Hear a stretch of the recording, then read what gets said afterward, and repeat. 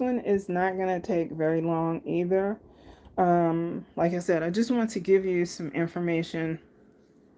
A lot of it I have been using myself. There are a lot of content creators on YouTube that I get information from, and I wanted to share that with you. Some of these people you may have heard of. There is Low Income Relief. She is a really, really nice lady. Her name is Nicole. She shares information on how you can get grants for housing, how you can get grants for paying your telephone bill, your internet bill. She lets people know when, if you're eligible for, and I don't know what the name of it is, I don't have any young kids, but the food program that they have for parents whose children are in school, and I'm going to put this down here.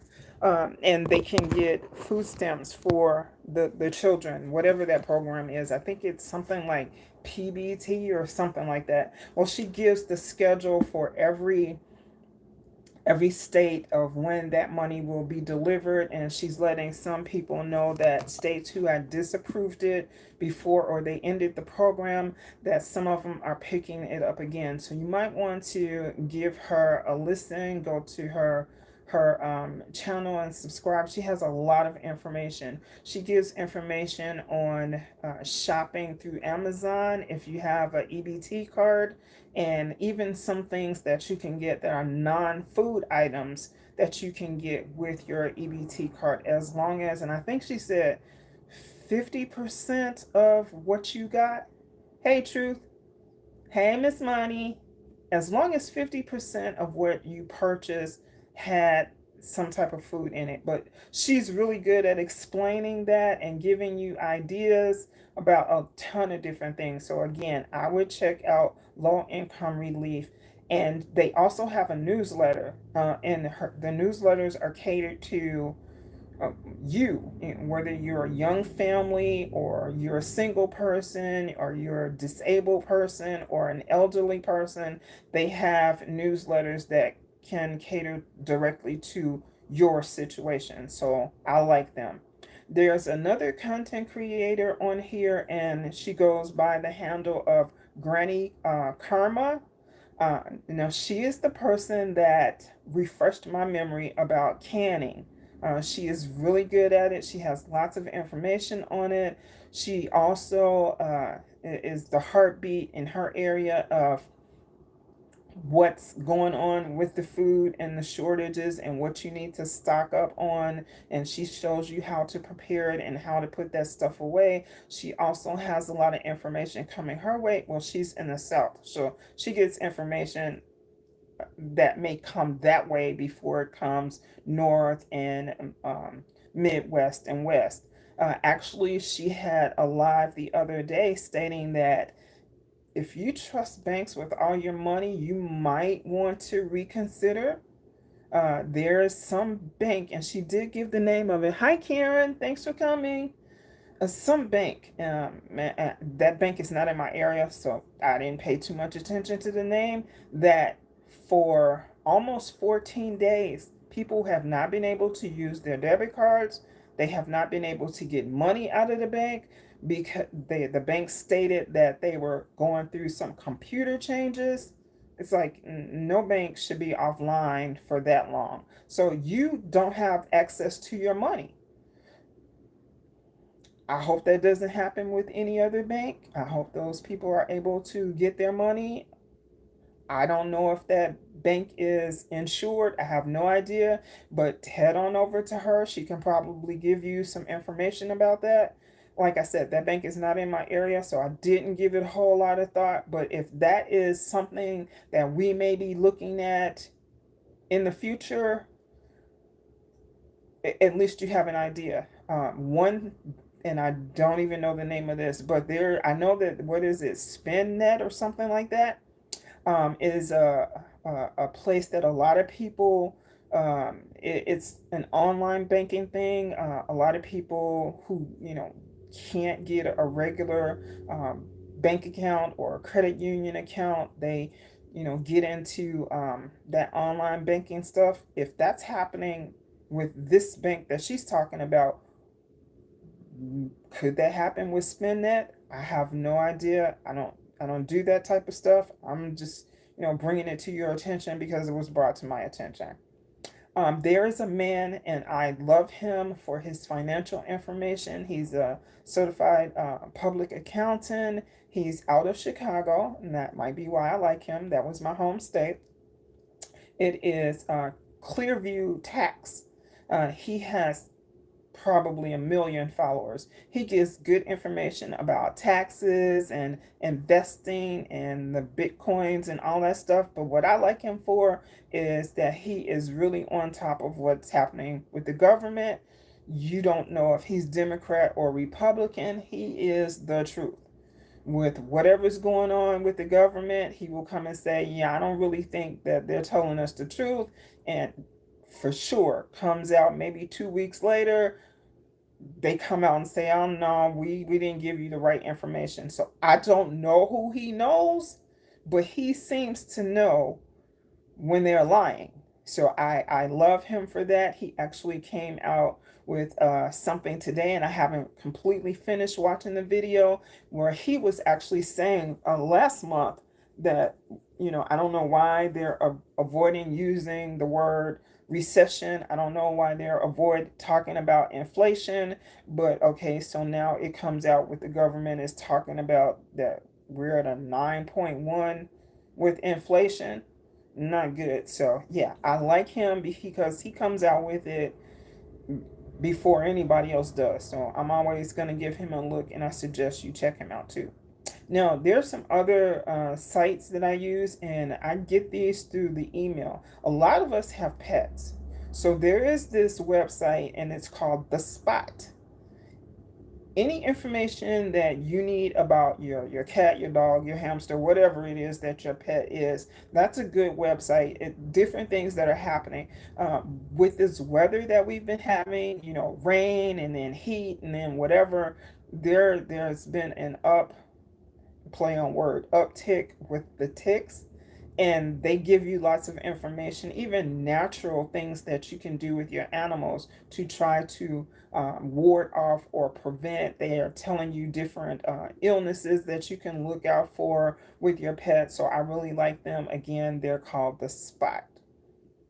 So give them a look see. I was also telling you guys about different websites when it comes to our food supply.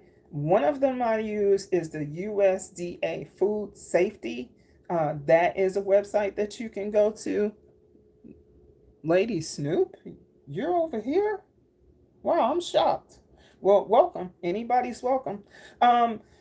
They give you lots of information on what's going on. I get a lot of information from there with recall.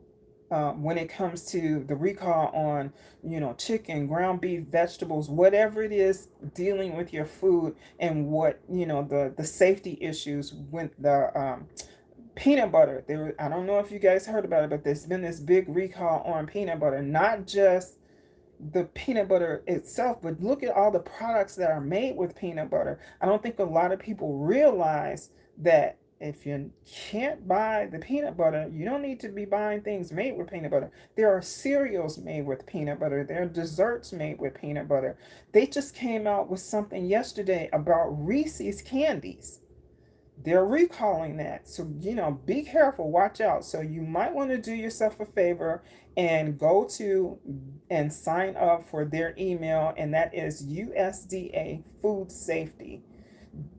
Get that if you so desire, you want to keep up with what's going on with the food supply. It's a real good idea. There is another one. It's called FSIS, Issues with Public Health. They give out health alerts. So like the thing with monkeypox, when they first start talking about it, oh, no one in the United States has it. And then before you know it, oh, there's one person in California who has it. And oh, don't worry about it. It's only in reference to gay people. Okay, turns out it's not the truth. Now the truth comes out that just about every state has at least one person who has the monkeypox.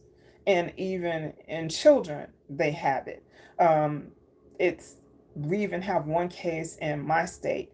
Well, the thing is, this website, they have information, and that they were stating that if you've been vaccinated for smallpox, you may have some immunity to the monkeypox.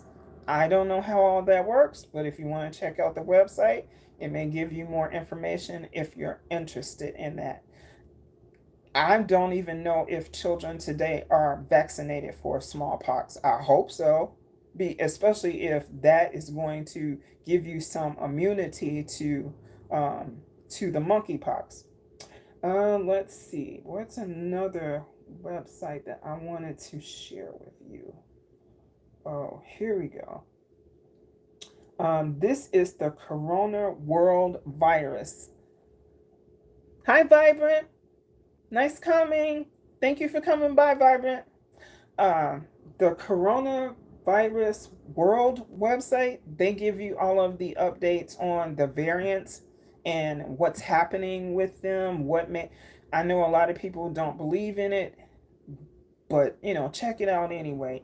Even if you don't believe in it and you want to refute whatever is being said, at least you have an idea of the information that's being put out there. I mean, what's his name? Whatever that dude's name is.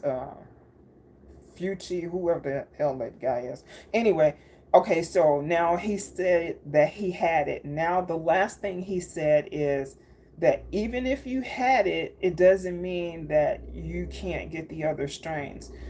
Then today, I hear that if you've had it more than once, there's a possibility that you will continue to have it, whether you've had the vaccinations or not, and you're at risk of having long COVID. If you were one of the people who had it before the vaccinations came out, you're at risk for having long COVID. And your vaccinations may not work as well as someone who did. This whole virus thing, I don't know what to say about it. I keep up with the information, but I can't say. I have a friend. She had it, when it first came out. Then she had the vaccinations. She had them both. Then she got it again.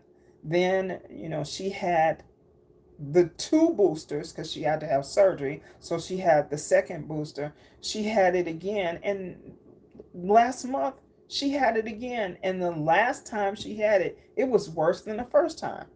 So I don't get it. I don't understand how all this is working. I really don't. Personally, and a lot of people probably won't agree. I'm not a conspiracy theorist by any stretch of the imagination, but my true heart to heart belief is that they've got to figure out a way to get rid of us. The population is too big. The baby boomers, and I'm at the tail end of that. They've been retiring for the last 10 years and continuing to retire, or they're disabled. Things are coming down, but at the same time, we've had more food. We've had more medical interventions. People are living longer, and the baby boomers are more healthy, and they're not dying like the population, the generations before us. So now we have all these people. What? Yeah, we're taking up too much space, and they can't afford us. How Social Security was meant to be was that when you retired, the generation that was working, they were supposed they them paying into it was supposed to pay you. Well, now as it's going on, we have retired people who decided that I don't want to be at home. I'm bored. I'm going to collect my full Social Security and work part time. Or some of them are working full time and they're continuing to live. It's nothing to hear someone live to be 90, or 100 used to be a thing. You were on, every news station. You were, you know, in every newspaper now. It's like, oh, your aunt's going to be 100. Oh, that's really nice. Congratulations. People are living to be 105 or 107. So, that century mark is not a big deal like it used to be. And it's more of us. We were the biggest generation since forever. The next biggest generation after the baby boomers were the kids who were born in like 1999, 1998, 2000. So they're just getting into the workforce, and they're not like we were. Uh, a lot of them are into social media. They want to be influencers. They want to be rappers. They want to be, dancers for the rap groups. They want to be on television. They want to be professional athletes. They're not talking about going out here, busting a sweat, farming and doing all of this stuff. And they don't want to work in factories and all of this. So either they're doing what they want to do, and some of them are doing nothing. So we don't have enough of them, and we don't have enough of the generation before them to pay into Social Security to pay us. So they got to figure out a way to get rid of us, because we're costing too much money. We're living too long. So that was my feeling about the whole virus thing, is that they had to figure out some kind of way to move some of us out of the way. So now, okay, now monkeypox. Now, we're not going to have enough food because of the diesel, and the trucks can't get, to where they need to get to. And it's just every time you turn around, it seems like every week there's a whole different situation about something in this world is breaking down. And that's just that's how I feel about it. Of course I could be wrong. That's just what I think about it. Everybody is entitled to their own opinion. But speaking of that, I was on another platform, another whole different social media site, and there was a guy. He lived in some parts of the South, and he was saying to watch out. This is going to start in California, that in the next 2 weeks, there's going to be limited supplies of trucks going into grocery stores. They have already started to get rid of the mom and pop, the small trucking companies. They're not giving them any business or limited business, because they want all of the major trucking companies like the Schneiders and all of those. They're taking over. Now, you remember at the beginning of the virus, some truck drivers got sick, some died, some decided that they were tired and they retired. So they were talking about shortages in the trucking industry. Then they were saying, "Oh, we're going to hire all these truckers, but 80% of those couldn't get a job because they couldn't pass the drug test." Then you didn't hear any more about that. So now this guy was just saying that it's going to start in California, and then it's going to move in Texas, that in the next 2 weeks, grocery stores, whatever they have now, that's what they're going to have. And this is not going to clear up for 4 to 6 months. And it's going to move. They're hitting the big states first. Now, I hope and pray that that is not the truth. I'm not saying it is. I'm just saying that's what I heard from a guy on a different site. And I hope that's not true. I really do. But if it is, the only thing I can say is what I've been saying for months. Stock your freezers, stock your cabinets, make sure that you have enough that you can take care of yourself and your family for at least 6 months. I would say longer than that, because canned goods, if you reach and you look before you purchase them, they can last for 3 to 5 years. And that's just the best buy date. A canned good can last longer than that. It's scary, some of the stuff that's put out there. Like I said, I hope it's not true, but just in case it is, I'd rather be prepared. If you don't have a freezer, get one. Get your your stuff that's gonna last. Get your instant mashed potatoes. Get your rice. Get yourself a propane grill. Get yourself some charcoal. Have a charcoal grill. They're talking about rolling energy. Now, this stuff has happened in California and places before. That's not a big deal. But now they're having rollouts in places that didn't happen. They've already warned Illinois, especially Chicago, that you may be having rolling blackouts. Okay, in Chicago? Okay, so then that means that it can happen anywhere. If you don't have a means to, you know, boil water, you can't cook.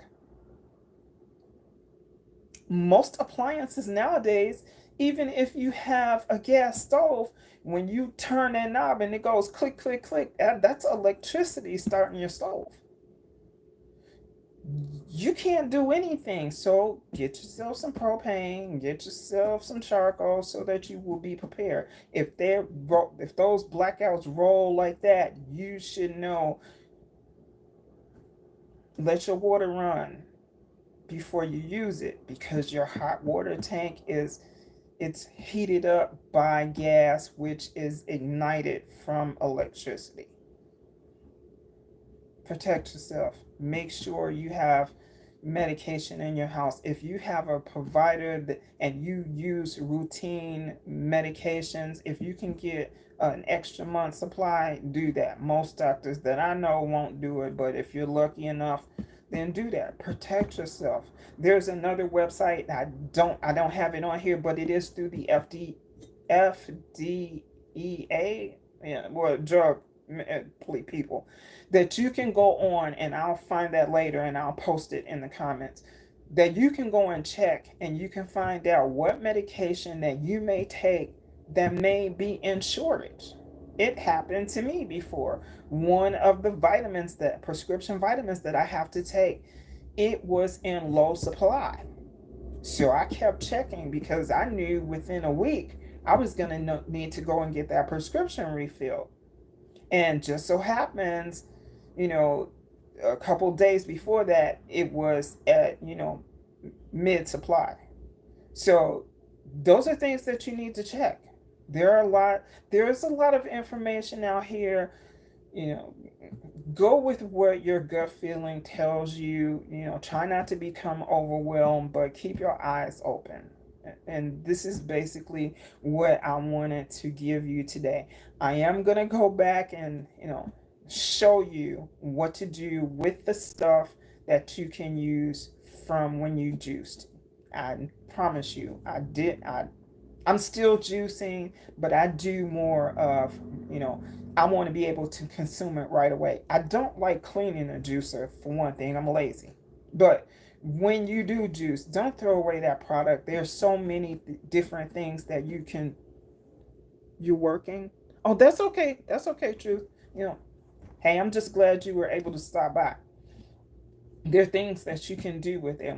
That's why I juice my fruit separate from my vegetables. When you juice your fruit, you can turn around and you can make muffins using fruit in it. You can make savory muffins. Hey, listen, you get yourself some Jiffy Mix, cheap box of Jiffy Mix. Follow the directions on how they tell you to mix it up. Take some a couple tablespoons of that, the vegetables that you pureed, put it in there.